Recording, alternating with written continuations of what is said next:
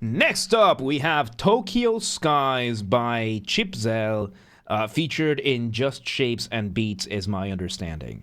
Once again, everybody, this is a Basterd's LFA, a layman-friendly analysis. I'm a professionally trained musician and composer, and my objective here is to explain things in a way so that you don't have to be one to understand what is happening here, musically.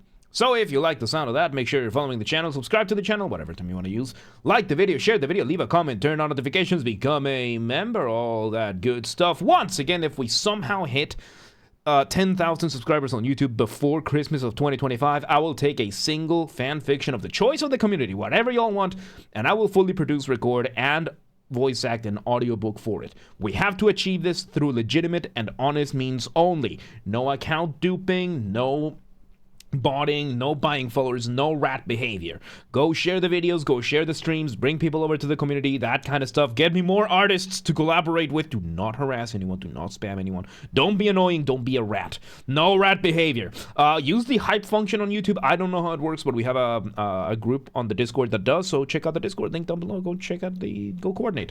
And members get early access to the content if you're a member. So I schedule the videos for the week on Saturdays, and if you're a paid member on YouTube, regardless of the tier that you're in, you get access to the videos when I schedule them on Saturdays, at least for the LFAs. So become a member today. Disclaimers: this is my first time listening to this, so I will be pausing a lot and I will be speaking a lot, as I will be explaining things and pointing things out as I hear them or as I realize them. And number two, this is recorded live on stream on a single take. I already stumbled upon my words. I will do it again. Whatever happens, happens. With that being said, let's do this. Tokyo Skies. Let's see what you got.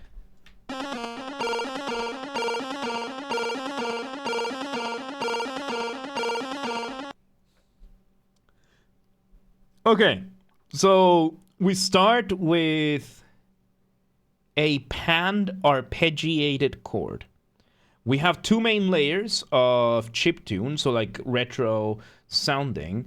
You sound like some guy named James. You probably wouldn't know him. I don't know either, because James is just a translation of my name. It's a bad translation of my name. So we have two main layers. We have one layer at the top, giving us a single note, and then we have another one that is being panned. So technically we have three layers over here that are panned, and together they are arpeggiating a single chord. So panning. The concept of panning in music or in audio, it is the idea of focusing on a single channel. So in audio, we have many types of distribution of channels. We have mono, which is single channel, which means there's only one channel of music no matter how many speakers you have. There is stereo, which is our standard nowadays, which is two channels. We have then surround. Surround, we have, I believe, 3.1, 5.1, 7.1. I think there are some systems that are doing like 9.1, and maybe even 11.1. I'm not entirely sure. So what does that mean, right? So with stereo, we have two channels usually, because two ears, left and right, and therefore the channels are structured left and right. Surround is, you will have a third channel plus the subwoofer. The subwoofer being a speaker that its entire purpose is being the bass. That is the subwoofer. The subwoofer is just the bass, the deep whoop bass of the system. A third channel would be left, right, one behind. 5.1 would be left, right, three behind, and then distributed more and more and more, plus the subwoofer. That is my understanding. I could be wrong. It's what would make sense as to why we have the 0.1.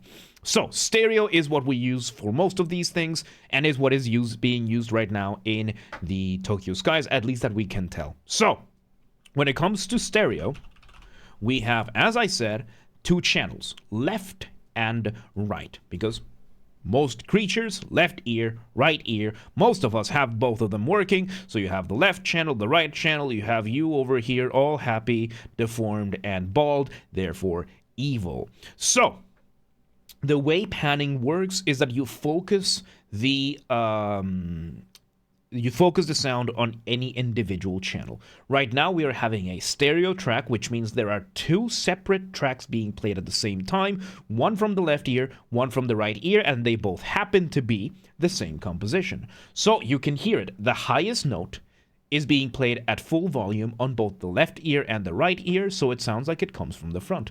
One of the other ones is being played at 0% volume of the left ear and therefore sounds like it comes from the right, and the other one sounds like it's at 0% on the right ear, so it sounds like it's from the left. Now, this could be three separate tracks. I think it is because of the echo that we're getting, because they have a tiny bit of delay, and there's that. Now I have to explain delay. So, echo. As you heard, this is chiptune. This is not something that is going to have any natural echo because it is entirely digitally produced. So, sounds so nice on headphones. Thank you. I crafted this voice myself. The concept of echo in music, especially if you're doing something with synthesizers, is something that you're going to have to emulate. It's not like you're just going to have a microphone pointed and being able to record any echo. You have to actually emulate it digitally. And there are two ways of doing that right now that I know of. One of them is with reverb, and the other one is with delay. Now, picture these two different types as follows. Reverb being when you are in an empty room, in an empty church, or an auditorium, a relatively large empty space, but it's not immense. Somewhere that you speak and you hear your immediate echo. Delay is... Imagine yourself standing at the Grand Canyon, and you can just yell echo, and then you hear it, right? Echo, echo, echo. That's delay. And in this case, the delay is very, very minute, where it's almost reverb, but I think it's still delay. And right now, we are doing all of this for one chord. We haven't even gotten to our motif yet. So delay is so good when done right. It can be. All of these things can be incredibly good when done right. So Hidden Chris's, welcome today. How you doing? And Royal, thank you for hanging out. Catch you around. All right, so yeah, let's see where this goes. Harper, we bring in the bass. And Harper, welcome today, by the way. How you doing? And good game.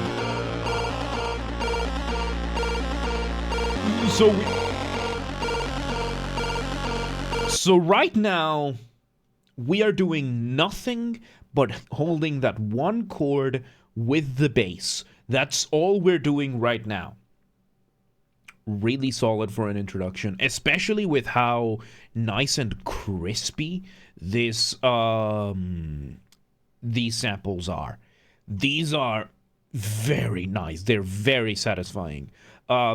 It's one of those things with audio design that there are two good signs of good audio design. Number one is when your player doesn't notice it. That is sign number one. Usually outside of music, sign number one is when the person doesn't notice it. Sign number two is when it's so good that the person notices it and just gets absorbed by it. It goes back to, I still need to come up with a name for this.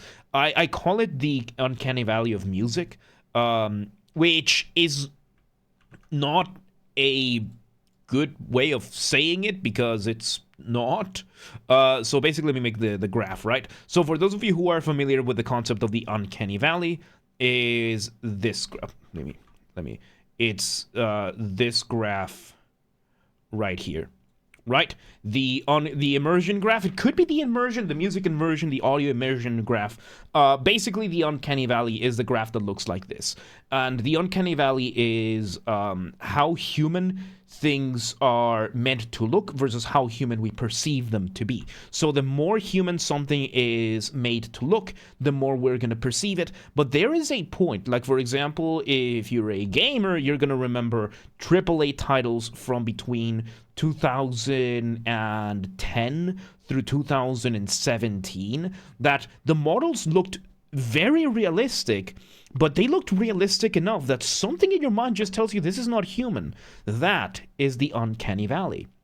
That it just completely defeats the purpose, and once you defeat the uncanny valley, you perceive it as human. I have something similar for audio. For audio, I have immersion, versus sound slash music quality, in which you have your game music or sound design. If it's really bad, it's gonna take you out. Like, it's so bad you have to just go to the settings, turn off the volume, and just continue from there. The sound is so bad it breaks your immersion. Then it starts getting better and better and better and better, and then you have this point over here where the audio isn't the best ever made, but it's really good, and it locks you in. You are locked in. You are not even thinking about the controls, right? Tessie, welcome today. How you doing? You're not even thinking about the controls. Like, you're just in it. But then there's music that is so unbelievably good, sound that is so unbelievably good, that you just have to stop. You just need to stop and just enjoy it. An example of this, Expedition 33. Expedition 33, my favorite game of all time. It, like, super fast climbed to my favorite gaming experience ever. And that game, the music, some of the best music ever written, period. And you're in the overworld and you're traversing around and you just have to stop to just enjoy the music. You just have to. You just have to stop. It breaks your immersion, but the music is so good that it's worth it. And then you have, like, you know, Dark Souls level music that you're in. You're locked in. The music is the best you've ever heard, and you are just in the game. You're not even thinking about the controls. You're so immersed. This is my graph. I need to think about a name. I don't know for a name. If anybody has a good name for this, I would have to, because we got suggested the immersion graph, but I don't know, because it's the point is this valley, because it's not an uncanny valley.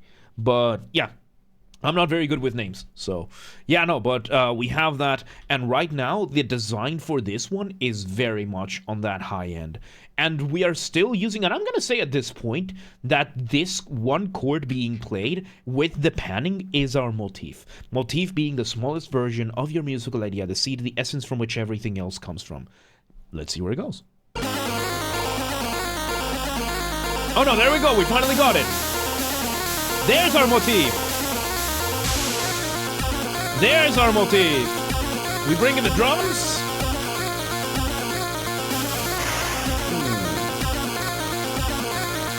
Nice and slow. We bring in another synth in, and so nice. I like this. So we have several layers going on. We bring that bass that we had before. We remove the panned version of this whole thing. Now we bring in the straight, like all the way to the front synth. And in the back, we have the bass sidechained, but not the main melody. So I think this is from Just Shapes and Beats. Yes, I think it is. So we have the bass being sidechained by the bass drum. Sidechaining being usually when a drum kicks, it fades out and then back in, but the main melody isn't sidechained.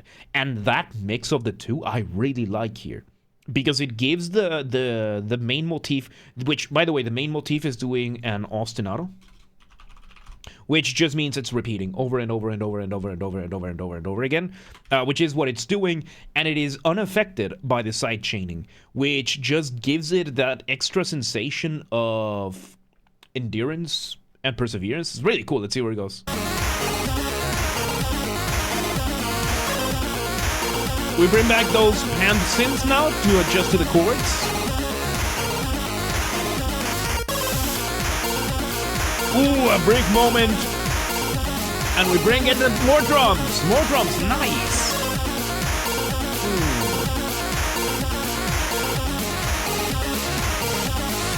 Oh, we're just changing chords around. Nice.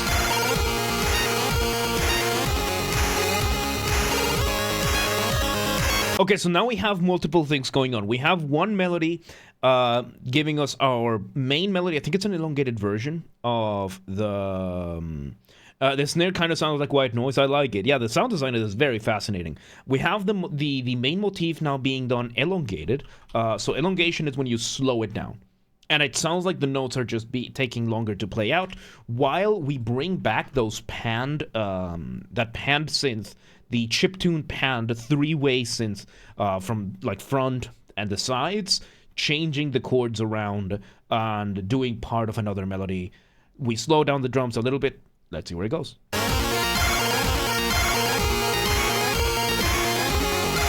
Oh, very cool. Going back and forth between several synths. Very nice.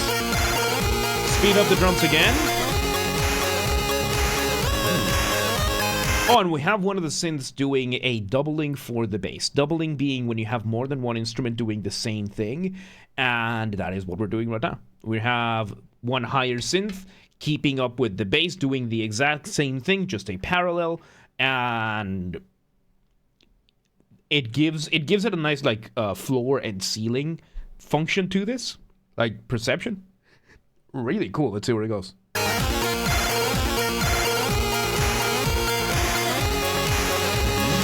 Elongated version of the hit again. And off the ramp we go. So off the ramp being, of course, a colloquial term that I use. Colloquial, by that I mean there's no official academic term for this, or at least I'm not using it for the sake of simplicity. And off the ramp is what I call a transition. It can be as short as a couple of beats. It can be as long as an entire section. And the point of it is to make your listener feel suspended up in the air at the mercy of inertia, waiting to see where you land kind of thing. How do you do that? Remove the drums, maybe the bass as well. It's what has happened over here where you're introducing a new version of the melody. Let me go back a couple of seconds so that I can hear that again.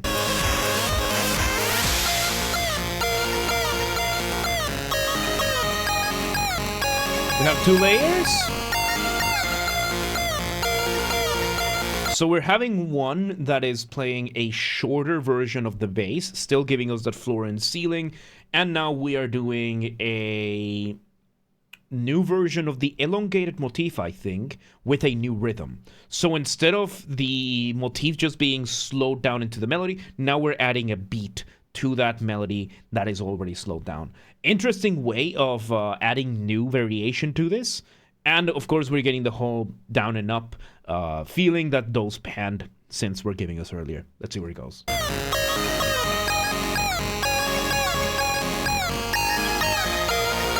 Oh, nice.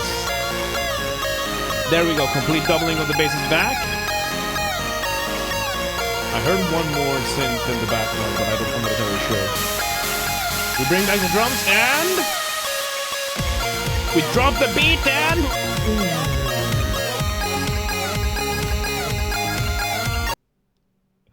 I love it. So we bring in the new drums. We basically just repeat everything, but we also add one more synth. Very much panned to the far left and far right, so it doesn't sound like it's coming from the front. It sounds like it's coming from the side, and it's doing these slides up and down. Really cool, and the kick drum, very, very nice. Again, goes to show how important, because we're doing the same thing we did before, just with a drum now, and it just completely changed the feeling of everything. Goes to show how important it is. I'm mentioning it. If you want to hear an example of this done in a more exaggerated way, listen to the intro of The Mirror by Dream Theater. The Mirror by Dream Theater, the guitar is doing an ostinato for a minute straight. Chong, chong, chong, chong, chong, chong, chong, chong, chong. 1 full minute of that. All the way through. But the drums, the synths, the bass change around it. And they just change how everything feels. And there's moments where it's definitely difficult to tell that the guitar is still doing the exact same thing. A really, really cool thing. And now in a less exaggerated way, we had this, where we now introduce the drums to the melody, and it completely changes how it feels. Let's see where it goes.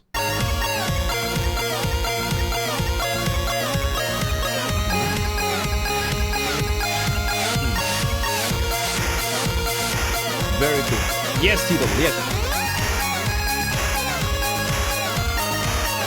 We now have the melody a little bit higher, I think. Yeah, we're adding a bit more adornments to the melody, but it's basically the same still.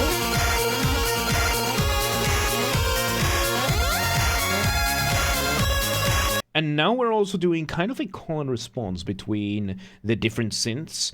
Call and response being a musical conversation. One instrument starts something, when it stops, another one starts. When that stops, another one starts, kind of like going back and forth.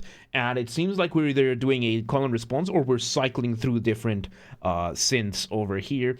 Still, it gives it that sensation of back and forth. So let's see where it goes. Really cool.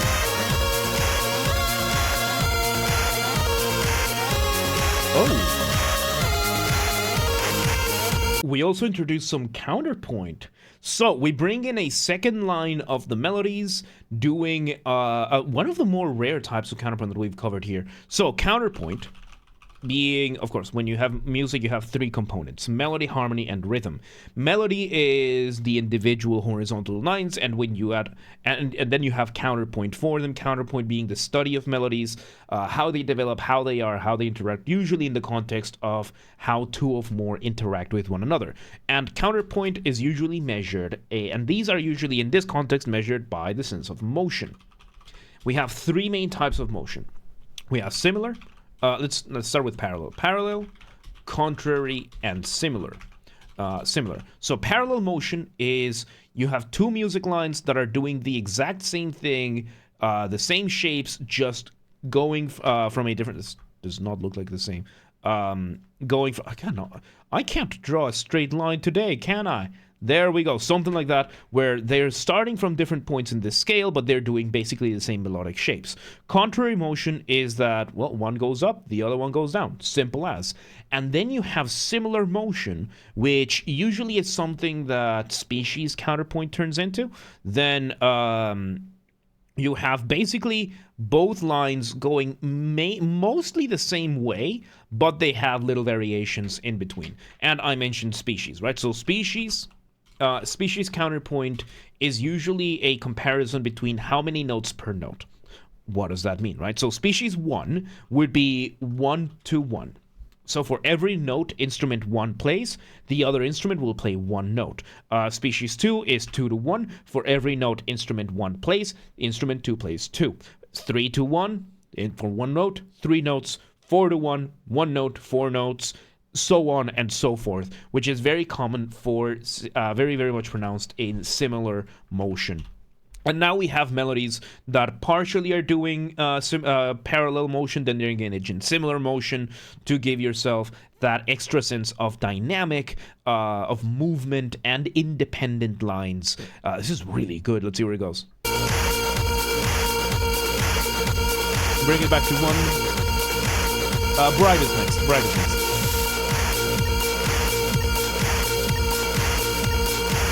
So yes, we kill the melody by now holding what is called a pedal note or a pedal tone. Pedal note / tone.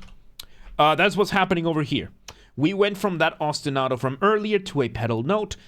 It's just literally holding down one note, and everything else is changing around it. Let's see what it is.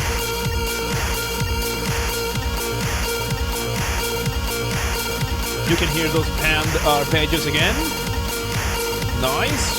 So kind of mirroring what we did at the start. How are you going to end this, though?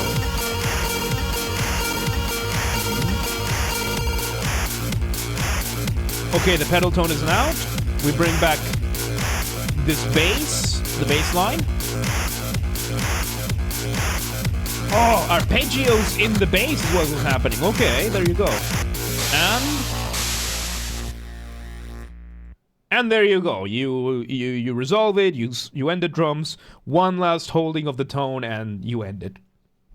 And there you go. Man, what a fun. The sound design for this was really good. There you go. That was Tokyo Skies by chipzel, featured in Just Shapes and Beats, is my understanding.